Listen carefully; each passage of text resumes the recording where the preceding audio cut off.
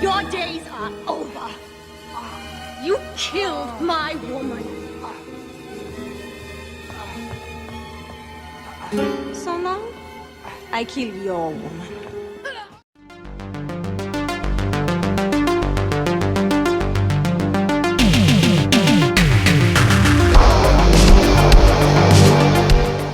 1996 saw the release of Night Hunter, which is also known as Blood Hunter. And this one is directed by Rick Jacobson and has got some recognisable names here. Leading up the cast, you've got Don the Dragon Wilson as our main hero, Jack Cutter. You've got Nicholas Guest as our head bad guy vampire. You've got Maria Ford vamping it up quite literally as the bad girl female vampire. And you've also got Vincent Klin, who you may know from Fender as the bad guy in the Cyborg movie as one of the vampires as well.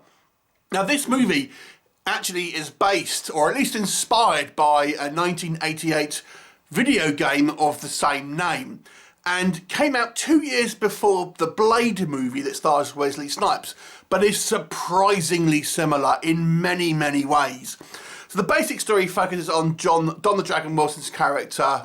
He is a vampire hunter in a line of vampire hunters, if you like. And obviously his family have been hunting vampires all of their life. And just like Blade, we have this this upper crust society of vampires who are working behind the scenes. They also have humans that want to be vampires as well. And obviously Jack wants to kill these vampires. Jack Cutter is Don the Dragon Wilson's character. He ends up teaming up with a civilian female, just like Blade, and this involves lots of kung fu fights and stuff. There's even a scene in a nightclub as well.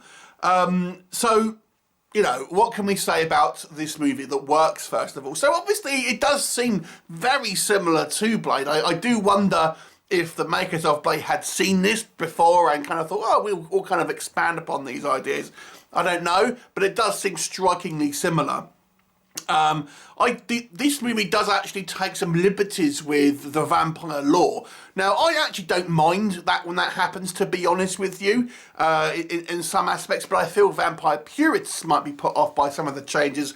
For example, these vampires can go out in the sun, although they prefer to be in the night, and also the way to kill them is to break their back. I assume that decision was to really just have it so we can have lots of fight scenes and an excuse for martial arts. But I don't mind necessarily changing up the lore, because I think it makes it quite interesting.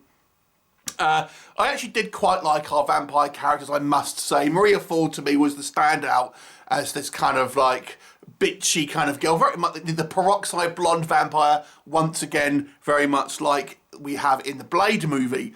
Nicholas Guest as well was giving it proper ham and cheese with this European vampire leader who's like the king of the vampires. Some of the fight scenes are actually quite good.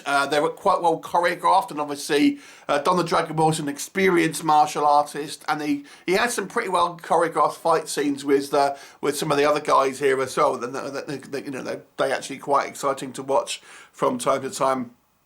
I actually quite like there's a police character that turns up relatively late in the movie, and I actually quite like his scenes because the way he reacts I actually think is quite clever and quite realistic in some ways, especially when he dupes Jack Cutter and his female companion into believing that he's on board with it, when in actual fact he just wants to arrest Cutter. But I thought it was done in quite a clever way, and his reactions to it were quite fun.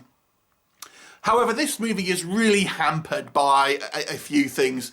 The two most notable things are the music. So the music is some of the worst music I've ever seen in a movie. So distracting. Now, there's two types of music. And they always seem to play one or the other in some of the action sequences. And there's also another problem with the action sequences we'll discuss. So the first thing is, the first type of music is this mariachi band style music when playing over the fights. It is so distracting that it really makes you come out of the fight scenes. Or it does this slow music that doesn't really match up with what we're seeing. this slow kind of orchestral score, which happens again on certain fight scenes. So either one of them are terrible choices of music for the scenes that are on screen at that particular time. But worse than that is the decision here to have mega shaky cam during the fight scenes. Now this isn't done like a found footage style where it's kind of meant to be like show you kind of form of kinetic kind of like camera work. It literally looks like someone's put a camera on top of a washing machine and kind of literally make it properly shake around during the action sequences. And again, you just can't concentrate on it. You cannot get invested in the fight scenes with the terrible music and this decision to have this mega shaky cam. And it's not like it's kind of moving around, jerking around like you have seen in shaky cam. This is literally just rocking backwards and forwards at a high speed. And it's enough to give you kind of like, a fit, to be quite honest. It's a terrible decision, and the only reason I can think of why they did this was to try and hide some of the choreography. Now, I didn't think the choreography, from what you can see, looked too bad, but either that or someone thought it was a great artistic choice. It was a terrible decision.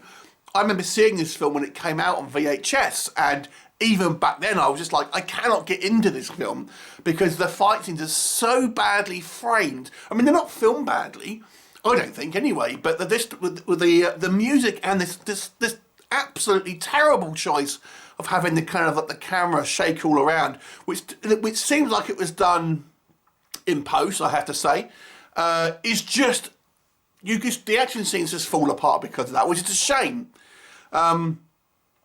The acting as well is a bit of a mixed bag, to be honest with you. I mean, it's kind of like mid-90s acting, let's just say that, where some of the characters are a little bit OTT. Some of it works, I gotta say. I actually thought Nicholas Guest, for the most part, he's like proper cheesy, in all honesty, but I kind of quite liked his Euro trash vampire. There are a couple of instances where he does the kind of the evil laugh and stuff. I'm thinking, man, it's going too far now. But, again, some of the other vampires, they're kind of giving it this macho posturing.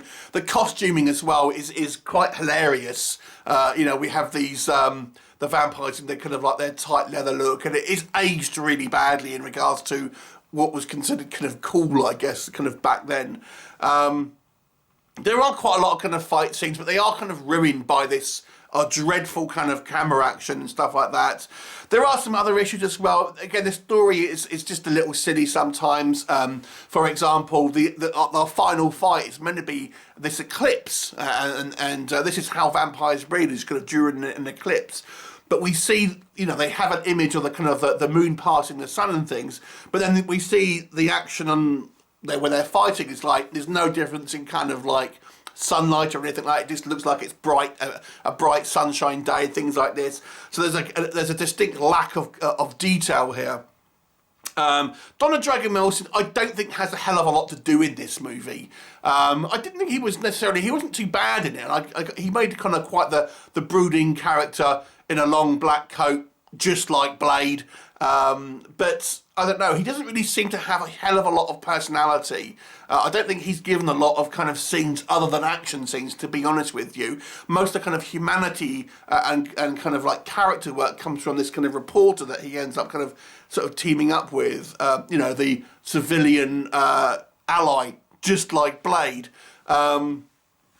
So it ultimately is really hampered by some terrible decisions by the director and producer and editor, I would say. Had this not been, I think this movie could have been a bit more fondly remembered, but as it stands, it makes it somewhat below average. So I'll give this one a 4 out of 10. Have you seen it? What did you think of it? Leave me a comment and I'll look forward to you next time. Bye for now.